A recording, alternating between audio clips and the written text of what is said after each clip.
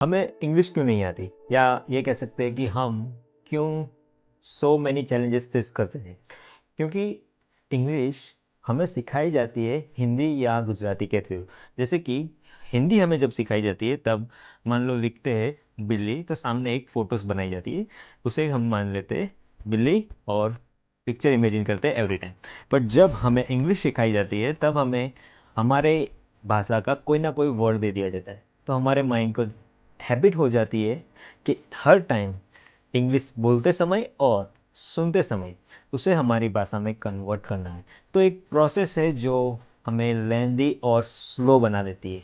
तो every time we cannot speak English, every time we face difficulties while speaking English, because हर बार हमारे mind को हमारी भाषा में सोच के इंग्लिश के वर्ड्स को ट्रांसलेट करना रहता है और इंग्लिश के वर्ड्स को सुन के हमारी भाषा में ले जाना पड़ता है।